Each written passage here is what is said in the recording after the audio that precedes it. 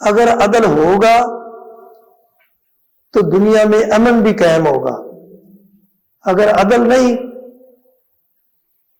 اس لیے اللہ تعالیٰ نے فرمایا وَلَكُمْ فِي الْقِصَاصِ حَيَاةٌ يَا أُولِي الْأَلْبَابِ۔ اگر کوئی شخص کسی کو ناحق قتل کرتا ہے تو اس کے بدلے میں چاہے وہ قاتل جو ہے کتنا با اثر کیوں نہ ہو، مقتول کتنا ہی نیچے والے قبیلے کا کیوں نہ ہو، لیکن اسلام مقتول کے بدلے میں قاتل کو قتل کرنے کا حکم دیتا ہے، یہی انصاف ہے۔ اور عدل کے ساتھ ساتھ پھر احسان کا بھی حکم ہے۔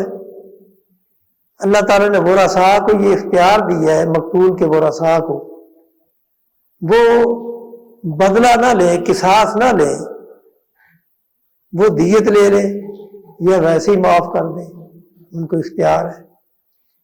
یعنی جہاں عدل ہے، عدل کے ساتھ ساتھ احسان کا بھی حکم دیا ہے اور اس کی فضیلت بھی بیان کی ہے۔